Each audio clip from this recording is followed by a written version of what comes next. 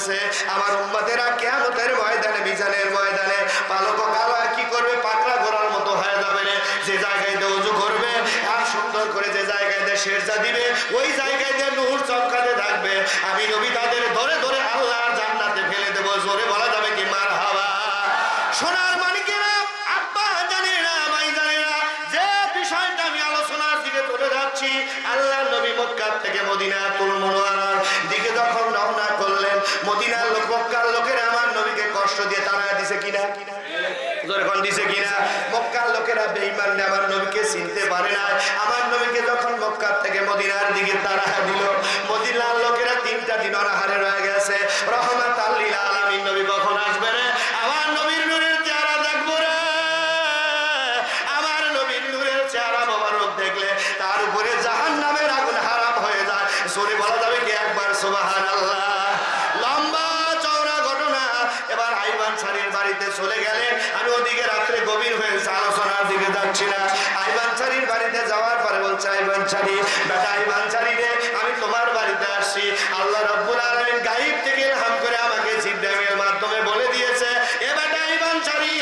এই জায়গায় আমি রহমাতুল লিল আলামিন নবীর বসবাসের জায়গা হবে এই জায়গায় আমি পর্দা করে কবরের ভিতরে রওজা মুবারকের ভিতরে ঘুমায় যাব জোরে বলা যাবে কি মারহাবা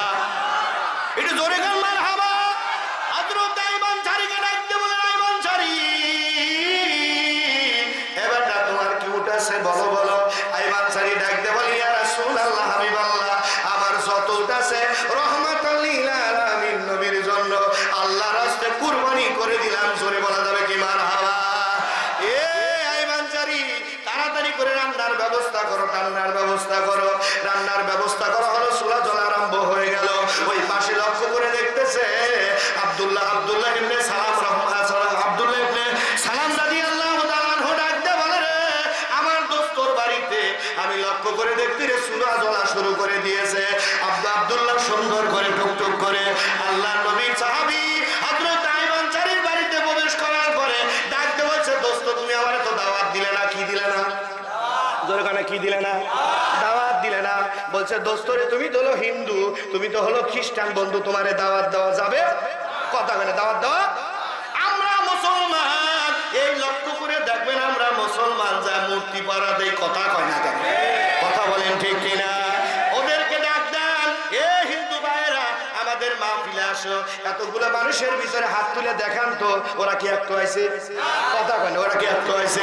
একটু আসে নাই আমরা গরু খাইয়া মুসলমানরা যা পূজার ভিতরে যা ওই বাড়িতে দেখা করি কথা কয় না কথা বলেন ঠিক কিনা এ নবীর উম্মতেরা রে রহমাতুল লিল আলামিন নবী বলে তুমি হলো খ্রিস্টান আমার নবী মক্কা থেকে মদিনায় হিজরত করে এসেছে রে বলছে চলো যাই আমার নবীর চেহারা একটু দেখবো জোরে করে আল্লাহু আকবার জোরে জোরে আল্লাহু আকবার এবার বলতেছে এই আইমান সারি চলো দেখি আমার নবীকে দেখি উনি পণ্ডিত ছিলেন উনি কি ছিলেন পণ্ডিত ছিলেন বড় পণ্ডিত ছিলেন নবীর চেহারা মোবারকের দিকে এরকম তাকায় বলছে আইমান সারি আমি আমার নবীর প্রতি ঈমান আনলাম জোরে করে মারহাবা জোরে করে মারহাবা আব্দুল্লাহ একবার বাইরে যায় একবার নবীর চেহারার দিকে একবার বাইরে যায় আবার নবীর চেহারার দিকে তাকায় কোন না মারহাবা আর এই জালিয়তরা কয় রাসূল আমার মতো কথা কয় না কেন ঠিক কি না এরা হলো মালায়ন এদের জন্মে দোষ আছে কথা কও না কেন না ভয় খা জীবন দাও বীর পুরুষের মতো বেঁচে থাকো নবীর জন্য যদি জীবন দিতে পারো বেশক আল্লাহর মরতে দেরি জান্নাতে যেতে দেরি না আমার নবী মদিনার থেকে আসতে দেরি কথা কয় না ঠিক কি না